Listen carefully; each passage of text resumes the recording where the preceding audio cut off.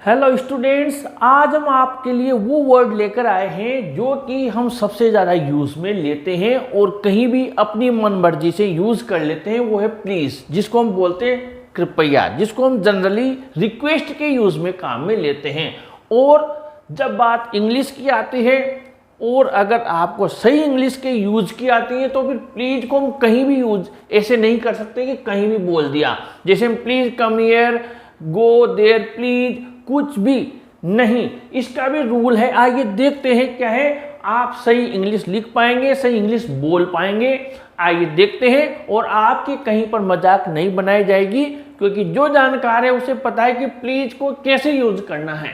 Request आपको करना है किसी से तो आपको प्लीज को लास्ट में बोलना पड़ेगा, जैसे help me please, come here please, ऐसे नहीं प्लीज हेल्प मी। ये चीज प्लीज आगे लगा दिया तो उसका सेंस चेंज हो जाएगा। आपको लास्ट में बोलना है help me please, come here please, यानी आप उसको रिक्वेस्ट कर रहे हैं तो यहां पर आप फोर्स कर रहे हैं। इस जगह पर कहने का तरीका ही चेंज हो गया, हेल्प मी प्लीज यानी मेरी मदद कीजिए प्लीज।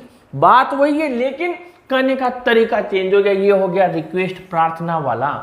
अब आप किसी को ऑर्डर के हिसाब से कर रहे हैं तो प्लीज का मतलब कृपया ही, रिक्वेस्ट ही, लेकिन रिक्वेस्ट भी ऐसी जिसमें ऑर्डर छिपा हुआ है।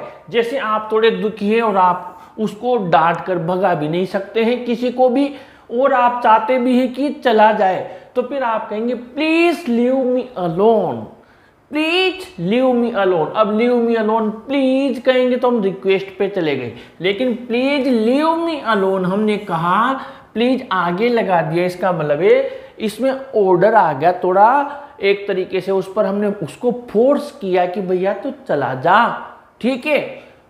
दूसरा है please bring me a glass of water.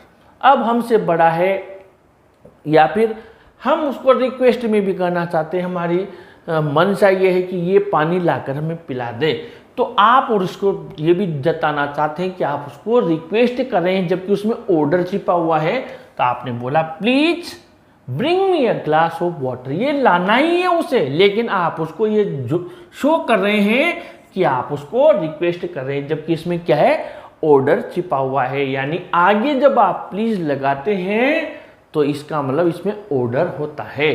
अब आगे बढ़ते हैं, इंट्रोगेटिव, यानी जब हम उससे प्रश्न पूछ रहे हैं, कोई क्वेश्चन पूछ रहे हैं, यानी उससे कोई चीज पूछ रहे हैं और रिक्वेस्ट के भाव में पूछ रहे हैं। जैसे will you please close the door, यानी कि क्या तुम दरवाजा बंद कर दोगे क्या।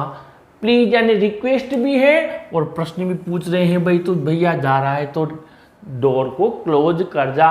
रिक्वेस्ट भी कर रहे हैं और एक तरीके से पूछ भी रहे हैं। Will you please close the door यानी रिक्वेस्ट भी कर रहे हैं, क्वेश्चन भी पूछ रहे हैं। ऐसे ही are you please willing to help me, क्या तुम वास्तव में मेरी मदद करना चाहते हो, या एक तरीके से हम उसकी मनसा जानना चाह रहे हैं, उसका इंटेंशन पता लगाना चाह रहे हैं, तो प्लीज बीच में आएगा। और जब ऑर्डर बता रहे हैं तो प्लीज आगे आएगा, और रिक्वेस्ट बता रहे हैं तो प्लीज लास्ट में आएगा।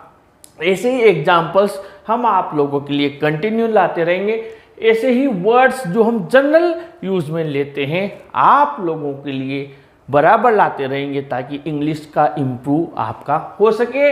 वीडियो को लाइक शेयर कीजिए और ऐसे कंटेंट के लिए अपने चैनल को भी सब्सक्राइब कीजिए। Thank you.